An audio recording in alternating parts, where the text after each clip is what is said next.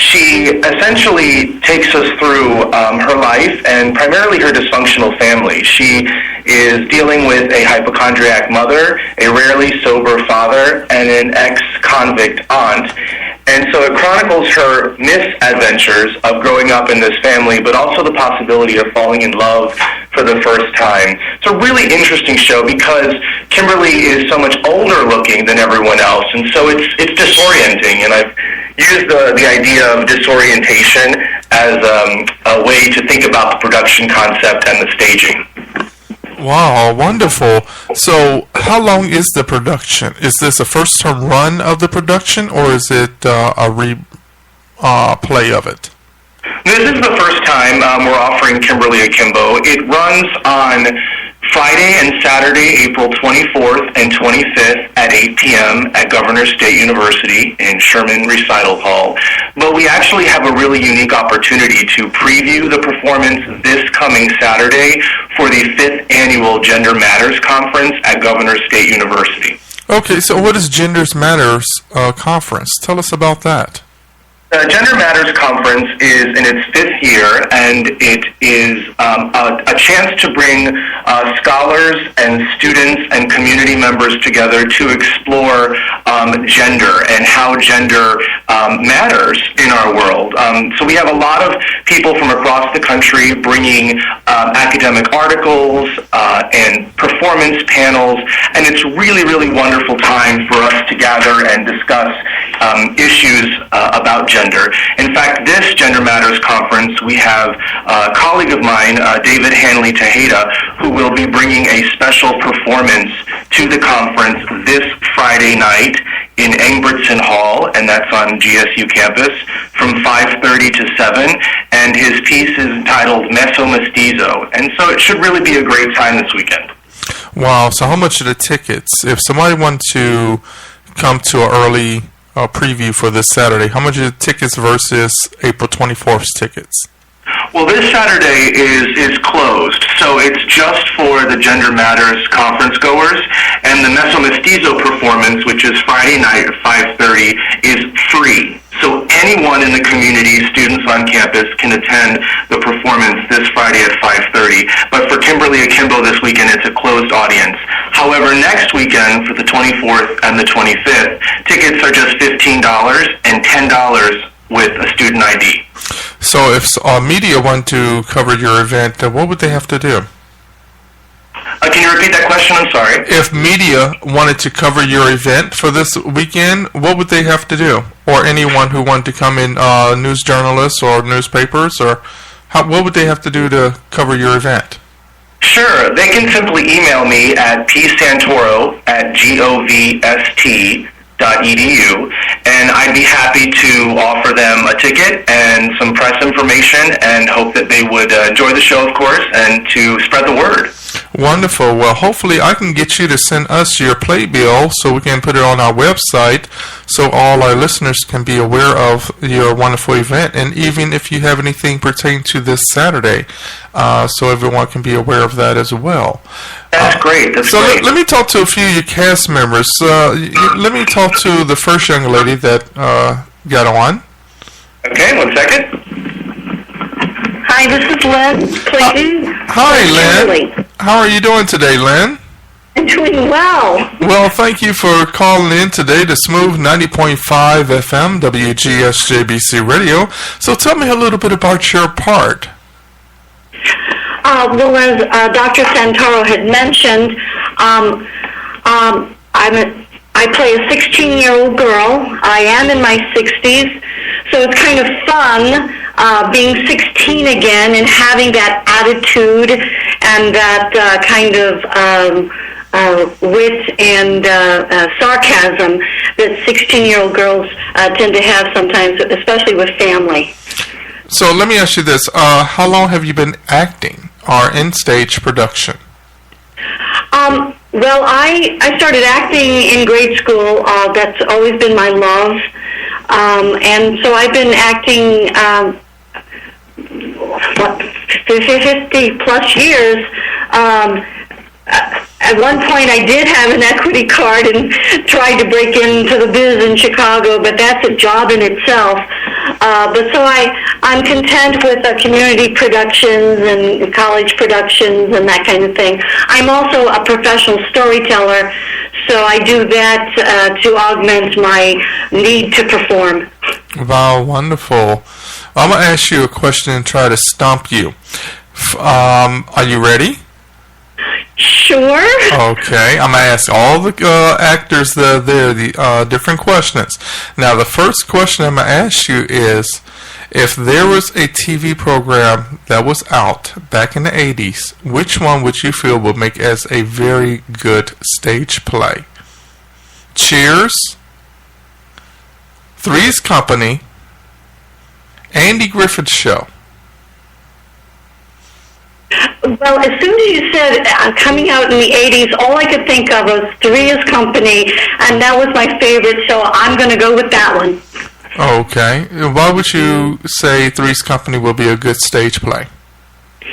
Because, first of all, it's going to be a really zany comedy with all these, with the roommate situation, and if you wanted to update that into a 2015 setting, maybe some of those characters would be transgender, and of course you would want to throw in racial couples and that kind of thing. So it could be very topical. Okay, well, thank you very much. Let me talk to the next actor or actress. Hi, this is Jane Cox, and I'm playing Patty, Kimberly's mother. Well, hello there, Miss Patty. You don't sound very old yourself. So how old are you, may I ask? I'm 32. Okay, so tell me a little bit about your character. Okay, well, I play Kimberly's mother. I'm playing someone who's not that much older than I actually am, maybe mid to late 30s. My character is very over the top. She's vulgar, she's loud, she's a hypochondriac. She's basically makes everything about herself. And she's kind of how not to parent. Kind of if you watch her, you want to know how to be a good parent. She's pretty much the opposite of everything you want to do. Wow. So how long have you been into stage play, and how serious do you take your craft? Well, I've been acting since high school, but I've been acting steadily for the past 12 years. I love acting. I love getting into character. I also really love directing. That's really my passion. Okay. So, yeah, I take it pretty seriously, I guess. Okay. From all the plays that you have been involved in, what makes this play that you're in, this production you're in, different from the ones that you have performed in? What makes it different? Well, this has been a real challenge for me because I'm playing a mother, which I've never played a mother before, and I have never been a mother. So that's been a real challenge for me. It's been a real challenge to do this type of comedy. It's a very kind of messy comedy, and I kind of have to change my voice, which is a challenge. It's been great because this is totally new for me. I guess just because of my age, I've been cast as more of the young ingenue up until now, so this has been a great experience, just kind of expanding into something completely new. Wow, amazing. So let me ask you a question. I asked the other young lady, if there was a TV program out there right now, which one would you feel would be really good as a stage play? Okay. Scandal, Empire, or Chicago Fire? Oh, gosh, you are kind of stumping me because I actually don't watch broadcast TV. Wow. If you had asked me about the 80s, I could have... Okay, well, I'll ask you about the 80s. How about Three's Company? 60s, 70s, I could do all that. Three's Company, Cheers, or Buddies? Okay, well, I know Lynn chose Three's Company. I agree with her on that, but I'm gonna go with Cheers. Okay.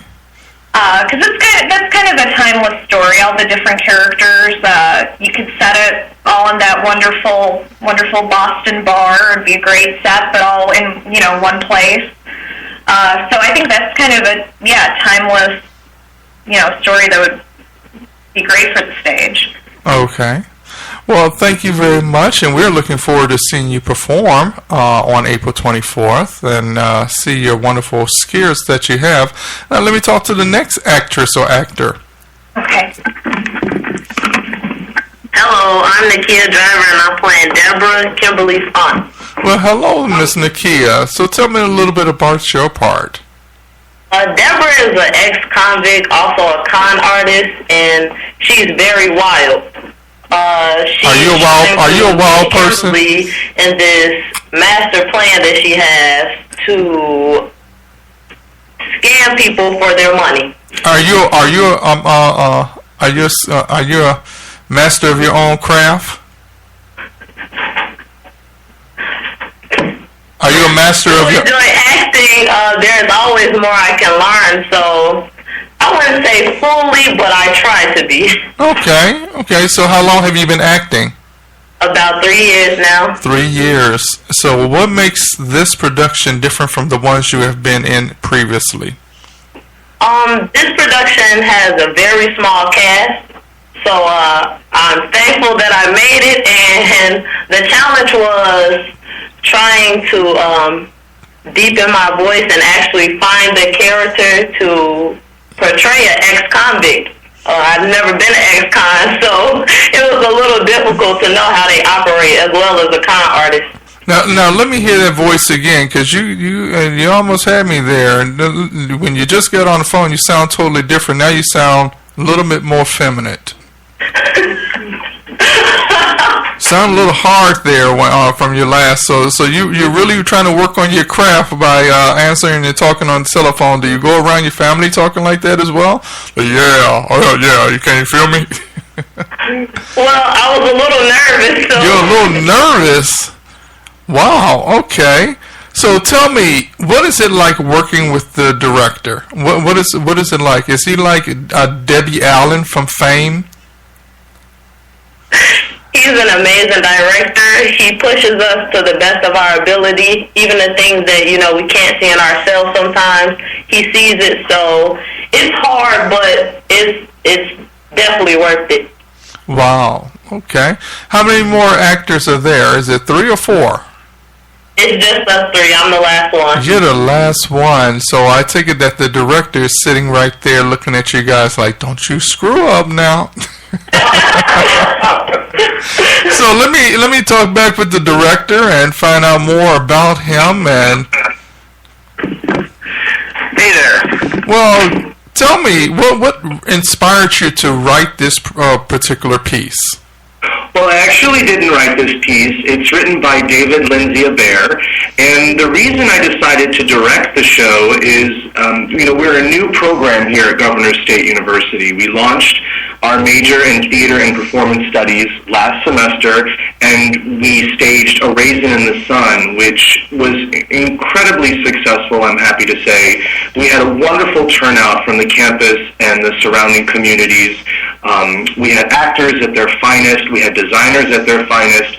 And so one of the things that I look for is a balanced theatrical season. So Raisin is a drama, so I wanted to make sure that we could round out our season with something lighter, but because I tend to like serious plays, Kimberly Akimbo was a great option because it is funny, but it also has some serious resonance to it. Wow, okay. So you got into this production. What has it done? How has it transformed your life overall? This production or theater in general? Theater in general. Okay. Well, one of the things that we do here at GSU in our program is we bridge two very, I can't say very different disciplines, but two disciplines. One is theater, which we tend to all be very familiar with, and the other is performance studies,